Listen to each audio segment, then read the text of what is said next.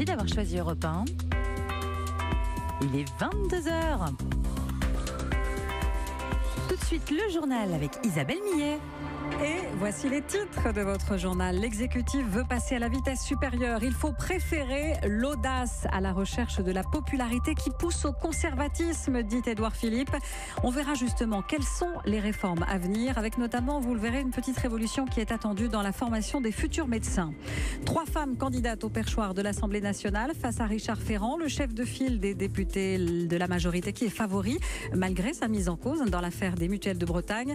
Le porte-parole du gouvernement dénonce d'éventuelles chasses à l'homme. On vous parlera aussi de ces SMS adressés par Laurent Wauquiez aux élèves de sa région pour leur souhaiter bonne rentrée scolaire. Ça fait polémique. Nous rejoindrons l'envoyé spécial d'Europe 1 à Saint-Martin aux Antilles à la veille du triste anniversaire du passage de l'ouragan Irma.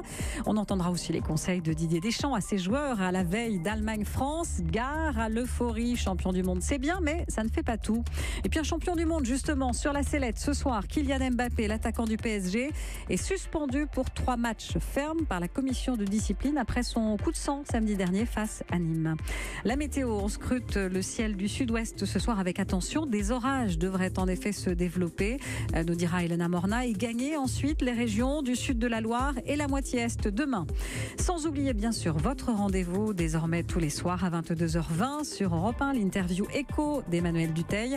Et ce soir, on devrait avoir l'eau à la bouche puisqu'il reçoit la cofondatrice de Frishti, Julia Bijawi. Europe 1. Mais d'abord, en cette fin d'été, ces chiffres glaçants. Près de 500 personnes sont mortes par noyade entre le 1er juin et le 30 août.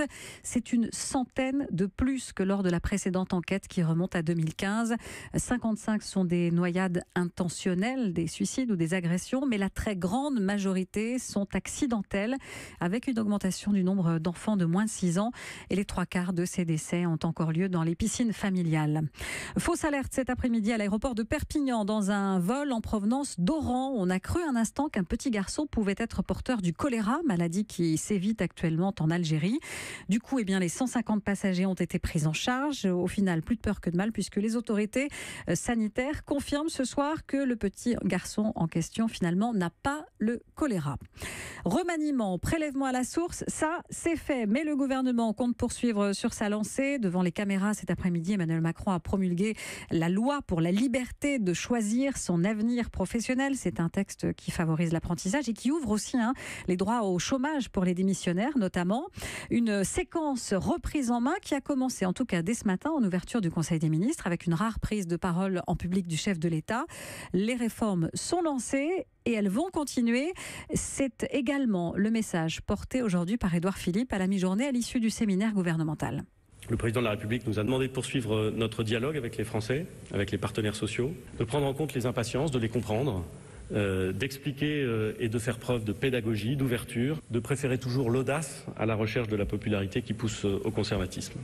Voilà, mesdames et messieurs, c'est la rentrée, comme beaucoup de Français. Et depuis que je suis tout petit, j'ai toujours trouvé que la rentrée était une période jamais complètement simple. Mais le gouvernement est là, il est au complet, il est au boulot, si vous me passez cette expression, et nous savons que nous serons jugés sur les résultats. Édouard Philippe au boulot et au micro européen de Virginie Riva, le Premier ministre qui a aussi détaillé le calendrier des futures réformes. Le 13 septembre, présentation du plan pauvreté et le 18, présentation du plan hôpital. Le gouvernement qui envisage par ailleurs une petite révolution dans la formation des futurs médecins, la fin possible du fameux numerus clausus. Il est question de supprimer le concours très sélectif passé par les étudiants en médecine en fin de première année. Ève Roger.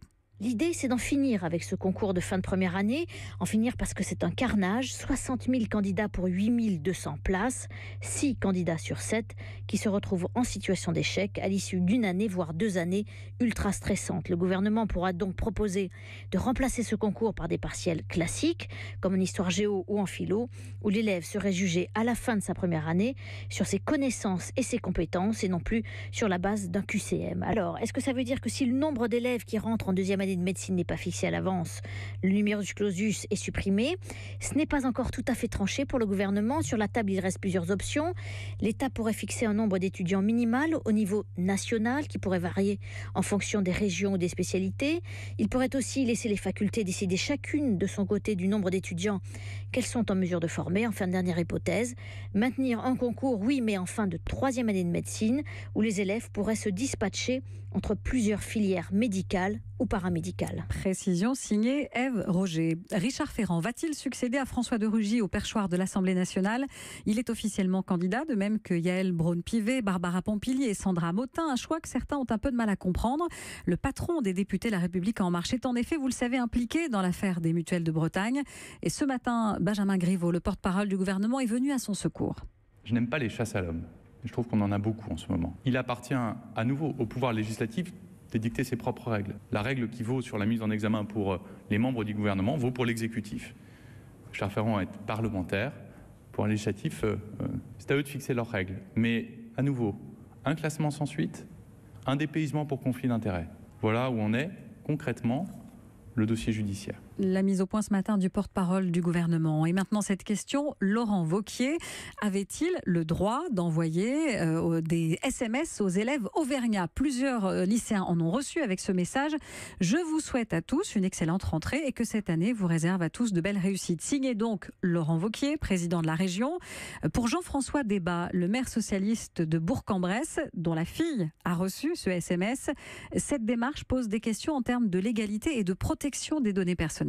C'est juste un problème de principe. On a une loi en France qui est un règlement général de protection des données qui vise précisément à ce que quand on a donné ses coordonnées personnelles, notamment portables, mail, pour un objet précis, on ne puisse pas l'utiliser pour autre chose. Là, les lycéens ont accepté de recevoir des messages sur les bons plans de la région. Pour un lycéen, à mon avis, c'est plutôt 30% sur le prochain concert. C'est pas le message du président de la région. Donc, il y a détournement de l'usage pour de la communication politique. Ça mérite simplement un carton jaune et c'est ce que j'ai voulu faire en relevant cette pratique, parce que Laurent Wauquiez est coutumier du fait et qu'il faut lui rappeler simplement le respect des règles. Carton jaune de Jean-François Debat, le maire socialiste de Bourg-en-Bresse, au micro de Jean-Luc Boujon. La CNIL va demander des précisions sur cette affaire.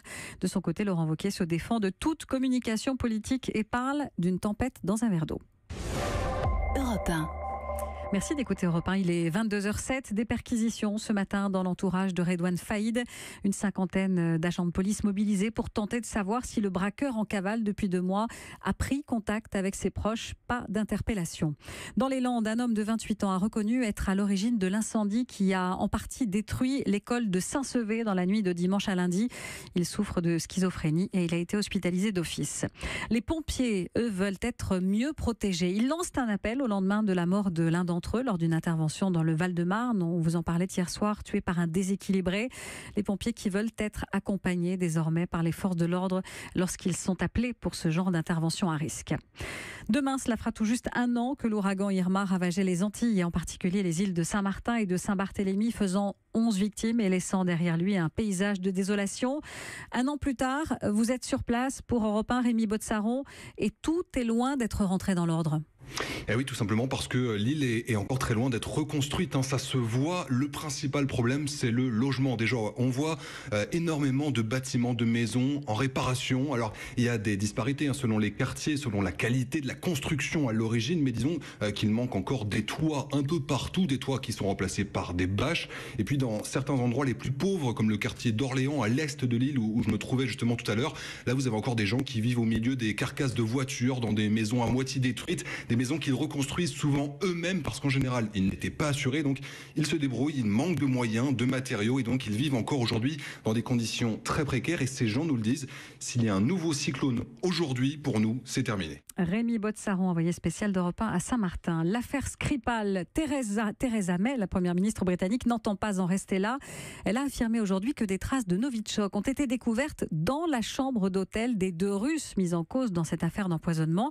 Et elle les accuse d'avoir agi pour le compte des services de renseignement de l'armée russe. Julien Pierce. Il s'agit de deux hommes d'une quarantaine d'années dont les portraits ont été diffusés dans la presse britannique. Deux ressortissants russes identifiés comme Alexander Petrov et Ruslan Bochirov. Ce sont les noms qu'ils ont utilisés pour entrer le 2 mars dernier au Royaume-Uni. Mais il s'agit très probablement de pseudonymes, de fausses identités, selon le chef de l'antiterrorisme britannique. Ce qui est certain en revanche, c'est que des traces de Novichok, ce poison qui a été utilisé contre Sergei Skripal, ont été retrouvées dans la chambre d'hôtel où les deux hommes ont séjourné à Londres. Pour les autorités britanniques, ça ne fait aucun doute. Ces deux individus sont des officiers des services de renseignement militaire russes. Ils appartiennent au GRU. C'est ce qu'a déclaré cet après-midi la première ministre Theresa May, qui a ajouté que cette opération, cette tentative d'assassinat a très certainement été approuvée à un niveau élevé de l'État russe, comprenez le Kremlin. Moscou, qui depuis le début nie toute implication dans cette affaire, a immédiatement réagi et dénonce une manipulation de l'information et nie connaître les deux hommes recherchés. On sait qu'ils ont quitté le Royaume-Uni le jour même de l'attaque. Depuis, ils sont introuvables. Voilà pourquoi Londres appelle à la coopération et réclame une réunion d'urgence au Conseil de sécurité de l'ONU. Julien Pierce, Donald Trump suggère aux élus du Congrès de modifier les lois sur la diffamation. Le président américain qui ne décolère pas contre le livre de Bob Woodward.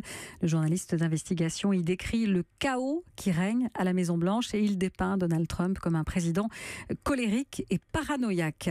Au moins 20 morts cet après-midi à Kaboul, la capitale de l'Afghanistan, dans un double attentat. Un kamikaze a d'abord fait exploser sa bombe à l'intérieur d'une salle de sport dans laquelle s'entraînaient des lutteurs.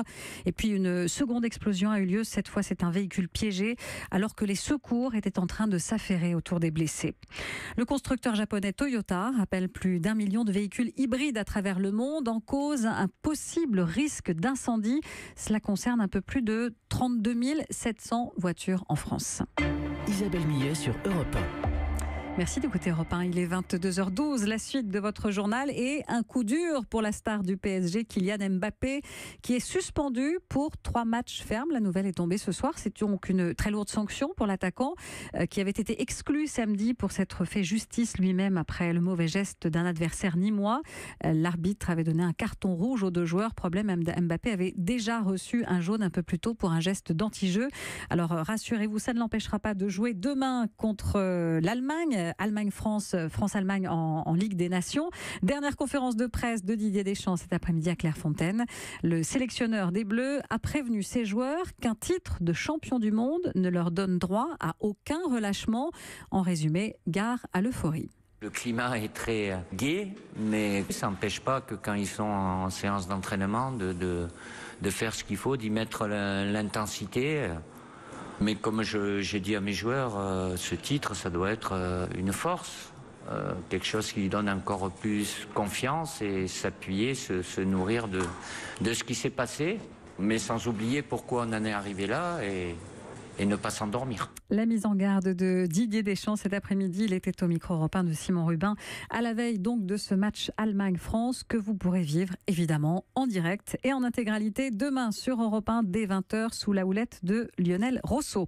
Toujours en foot, le Brésilien Ricardo, nommé manager général des Girondins de Bordeaux, une équipe qu'il a déjà entraînée entre 2005 et 2007. Et puis un mot de tennis à l'US Open, la japonaise Osaka se qualifie pour sa première demi-finale en Grand Chelem. Elle a seulement 20 ans et elle affrontera en finale la vainqueur du match entre Madison Keys et Carla Suarez Navarro. On jette un œil tout de suite sur votre météo et ce soir on surveille en particulier les orages dans le sud-ouest, orages qui vont gagner une grande partie du pays demain, Elena Morna. C'est vrai qu'ils sont remontés d'Espagne pour gagner le sud de la Garonne, puis le midi toulousain ce soir. Attention, ils sont encore localement accompagnés de fortes pluies et de vent, parfois de la grêle. On retrouvera cette atmosphère électrique demain sur le sud de la Loire et la façade est. Toute une journée ponctuée d'averses orageuses, sauf sur le pourtour méditerranéen. Vous aurez des nuages, mais pas de pluie. Alors sur le nord-ouest, c'est une autre histoire. Le ciel sera lumineux en matinée sur la Bretagne et la Normandie, plus nuageux, c'est vrai, l'après-midi sur la pointe du Finistère. Et les éclaircies, elles vont progressivement gagner les Pays de la Loire, le Loir-et-Cher, le Loiret, l'Île-de-France et les Hauts-de-France. Des éclaircies et de l'air plus frais. 19 degrés au milieu de l'après-midi à Dunkerque ou encore à Aurillac, 20 à Brest et Lille, 21 pour Paris, pour Montluçon, pour Nevers, 22 à Agen et Reims, 23 à Rennes et Pontarlier, 24 à Nantes, Bordeaux, Toulouse et Strasbourg, 25 pour Lyon, 27 à Marseille et Calvi, 29 à Nîmes et revoilà l'été pour samedi. Merci Elena Morna sur Europe 1.